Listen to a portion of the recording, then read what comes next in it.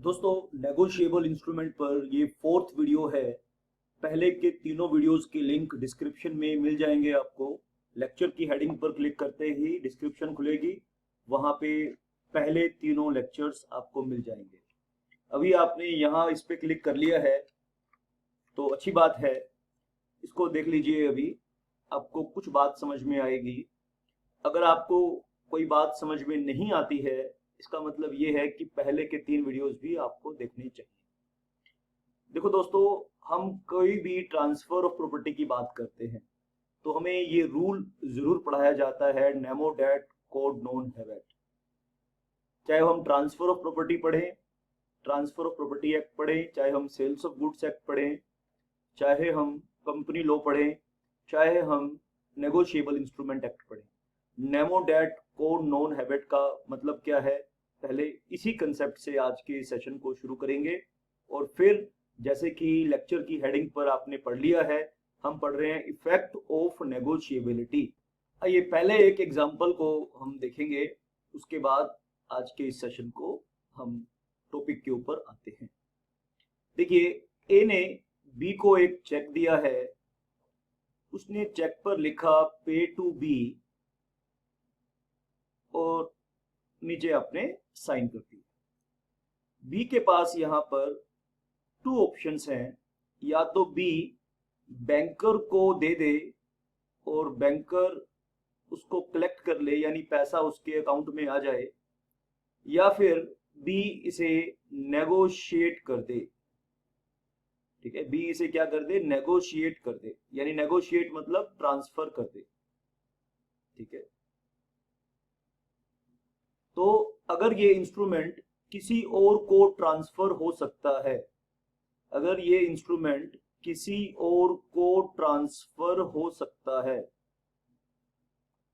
तो इस इंस्ट्रूमेंट को हम कहते हैं ट्रांसफर हो सकता है।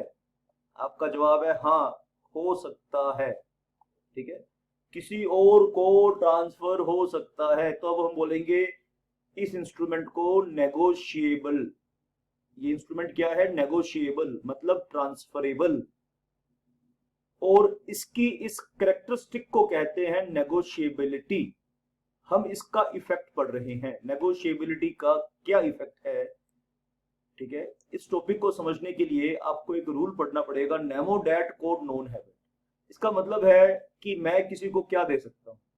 मेरी जेब में 100 रुपए हैं, मैं आपको 90 दे सकता हूं, मैं आपको 100 दे सकता हूं। अगर मेरी जेब में 10 रुपए हैं, क्या मैं आपको 100 दे सकता हूं? नहीं दे सकता। तो आप सामने वाले को वो चीज दे सकते हैं जो आपके पास है। अगर आपके पास किसी प्रॉपर्टी का, किसी इंस्ट्रूमेंट का, किसी मूवेबल का गुड टाइटल है, तो सामने वाले को जो आप टाइटल देंगे वो गुड टाइटल होगा।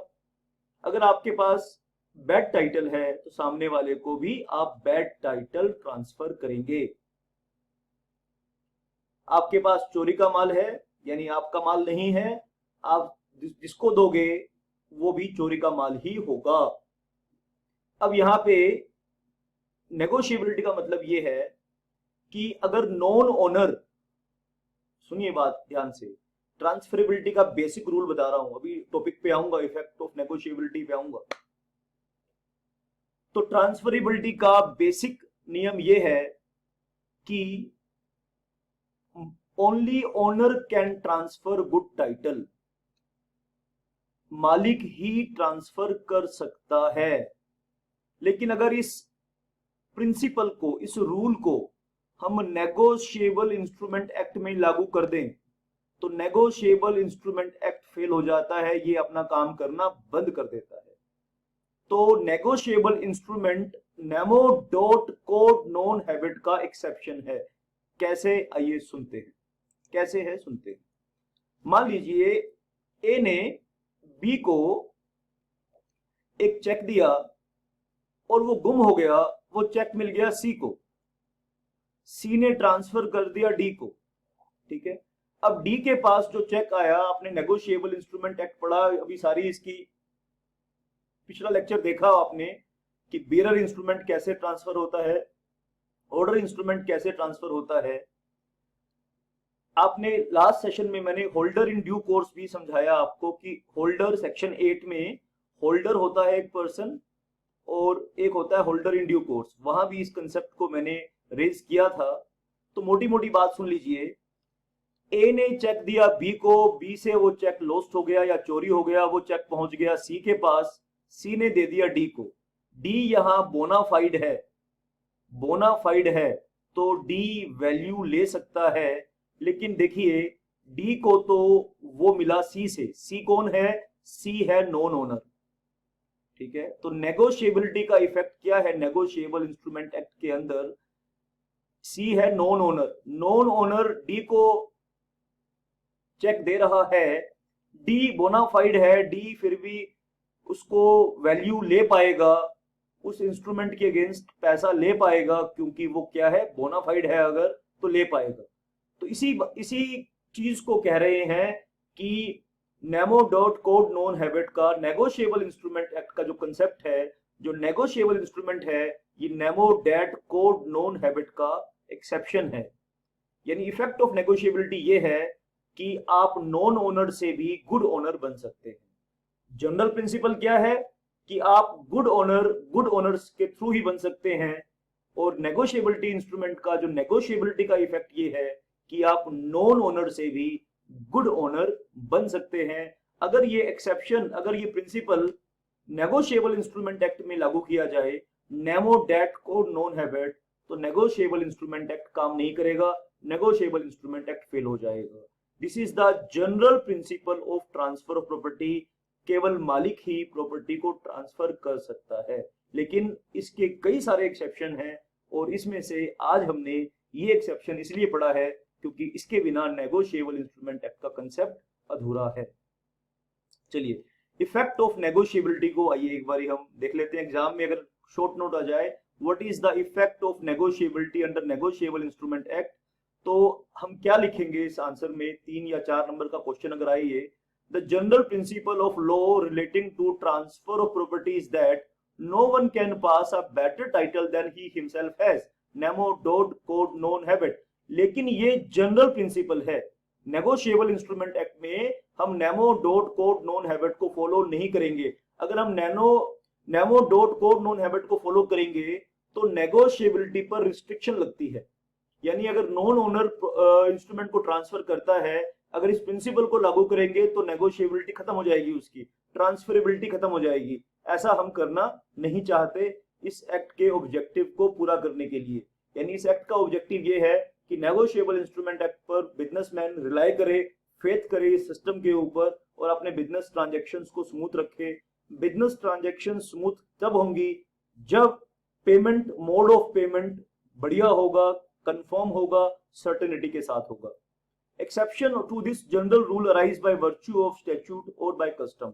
अब ये जो जनरल रूल है इसकी जो एक्सेप्शंस है कैसे क्रिएट होती है। जैसे फॉर एग्जांपल एक एजेंट है, एजेंट एक नॉन ओनर है, उसके पास प्रिंसिपल की प्रॉपर्टी है, वो नॉन ओनर है, लेकिन वो प्रिंसिपल की प्रॉपर्टी ट्रांसफर कर सकता है। तो आप डिफरेंट टाइप के मर्केंटाइल लॉ पढ़ेंगे तो इस रूल के कई सारे एक्सेप्शंस कई सारे कानूनों में हम पढ़ते हैं। या तो वो कस्टम से अराइज हुए हैं, यानी हमारे काम करने के तरीके से, लंबे समय से हम काम करते आ रहे हैं उस सिस्टम से, या तो वो एक्सेप्शन कस्टम से क्रिएट होता है या किसी कानून में लिखा है कि वो एक्सेप्शन, ये एक्सेप्शन है नेमो डॉट कोड नॉन हैबिट का। तो वो एक्सेप्शंस कैसे आएंगी, या तो रूल से आएंगी, या तो कस्टम से आएंगी, या कानून से भी आ सकती है। दोस्तों कोई भी डाउट है आप मेरे व्हाट्सएप नंबर 9818050252 पर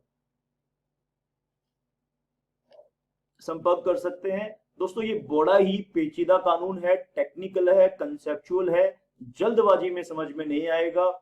आप पूरी लेक्चर सीरीज को देखिए, शुरू से लेके एक एक लेक्चर को देखिए। आई प्रॉमिस यू आपके कंसेप्ट क्रिस्टल क्लियर करके छोड़ूंगा, उससे पहले दम नहीं लूंगा।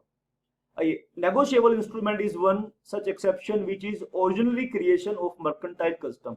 अब ये जो एक्सेप्शन है ना कि नॉन ओनर से गुड ओनर बन सकता है, ये नेगोशिएबल इंस्ट्रूमेंट एक्ट के किसी सेक्शन में नहीं लिखा है, लेकिन ये हम प्राचीन काल से ऐसा करते आ रहे हैं। तो ये इफेक्ट ऑफ नेगोशिएबिलिटी जो हमने पढ़ा अभी, आज एग्जाम्पल देके मैंने जो सिखाया ये मर्केंटाइल कस्टम है, यानी बिजनेस करने का तरीका है सदियों से, तो ये हम फॉलो करते आ रहे हैं। दस अ बोनाफाइड ट्रांसफरी, दस अ बोनाफाइड ट्रांसफरी, ये है इफेक्ट ऑफ नेगोशिएबिलिटी, ये है इसका effect of negotiability. Thus a bona fide transferee of negotiable instrument for consideration without notice of any defect of title acquires the instrument free of any defect, that he acquires a better title than that of the transferor। यानी यहाँ पे C का title bad था, लेकिन जब C ने D को दिया, D बोनाफाइड था, तो D का टाइटल गुड माना जाएगा, बेशक कि उसको एक ऐसे आदमी से वो चीज मिली है, एक ऐसे आदमी से वो चीज मिली है जो उसकी नहीं थी। अभी इस एग्जाम्पल को नॉर्मल प्रिंसिपल को समझाऊं। ए ने बी की एक बाइक चोरी हो गई, सी को मिल गई, सी ने वो बाइक डी को दे दी। डी का टाइटल चाहे वो बोनाफाइड है चाहे वो मलाफाइड है, डी का टाइटल बैड ही रहेगा, क्योंकि उसने ऐसे आदमी से बाइक खरीदी है जो उसका ओनर नहीं है। लेकिन नेगोशिएबल इंस्ट्रूमेंट में ये प्रिंसिपल लागू नहीं होता है। That's it for this session, आज के लिए इतना ही है। आपको अगर समझ में आया, लेक्चर अच्छा लगा, थोड़ा सा टेक्निकल टॉपिक था, पीछे की वीडियो देखिए, आने वाले वीडियोस और भी देखिए, आपको ये कंसेप्ट अच्छे से समझ में आएगा। That's it for this session, thank you very much. यहाँ तक आए हैं लाइक करके जाइए, शेयर कीजिए दोस्तों के साथ, चैनल को सब्सक्राइब कर लीजिए, और अगर सिस्टमैटिक क्लासेस चाहिए तो आप मेरे व्हाट्सएप नंबर पर संपर्क कीजिए। डेली व्हाट्सएप देखना चाहते हैं तो आप अपना नाम, सिटी का नाम, अपना कोर्स हमें लिख कर भेजिए, हम आपके नंबर अपने सिस्टम में सेव करेंगे, तो आप हमारे वीडियोस देख पाएंगे।